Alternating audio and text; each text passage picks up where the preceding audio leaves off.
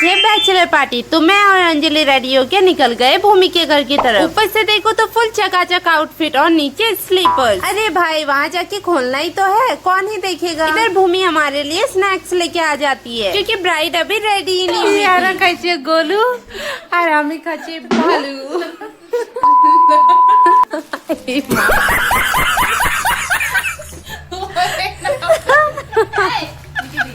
और पता नहीं क्यों हम साथ रहते हैं तो ही आज चलते रहता है, मतलब नॉन स्टॉप इतना हंसे जा रहे थे, इतना हंसे जा रहे थे, वो भी बिना बात पे। গোল গোল আছে ইয়ার নাম ঠিক আছে।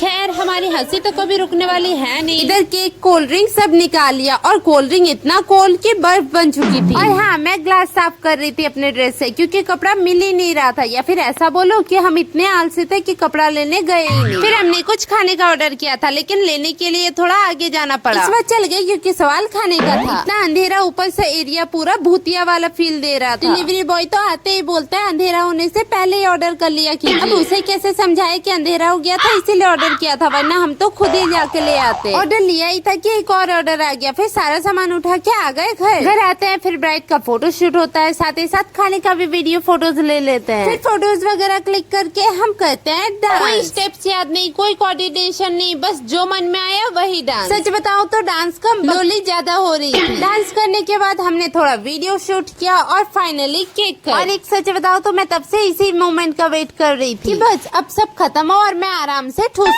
आराम, और वो भी हम सब साथ हो तब। कभी पुरानी बातें याद आ रही थी, कभी किसी सेंटेंस पे 5 मिनट तक हंसी चल रही थी। और सबसे फनी बात, जिस बात पे हंस रहे थे वो बात किसी को प्रॉपरली समझ ही नहीं आ रही थी। पर पॉसिबल ही नहीं था, इतना बिना बात के हंस रहे थे कि भूमि के आँख से आंसू ही आ गए। और हम बोले रुको रुको सांस लेने दो, पर फिर भी हंसी रुक ही नहीं रही थी। एक बोलता, दूसरा बीच में काट देता, तीसरा बिना बात के हंसना स्टार्ट कर देता, और फिर सब एक साथ हंसने लगते। ऐसी हंसी जो रोकने की कोशिश करो तो और ज्यादा आती है। पेट दुख रहा था, आंखों से पानी आ रहा था और आवाज भी भारी हो चुकी थी, फिर भी कोई चुप होने को रेडी ही नहीं था। एक तरफ ठूस रहे थे, एक तरफ हंस रहे थे, फिर ठूस ठास के निकल गए अपने घर की तरफ। आते आते अंजलि ने मेरे पैर पे चोट लगा दी, बोरोलिन लगाया और फिर निकल गए बाहर क्योंकि रोड पे एक्सीडेंट हो गया था। लाश तो ले चुके थे पर मैटर अभी तक सॉल्व नहीं हुआ था, इसीलिए सब बाहर ही खड़े थे।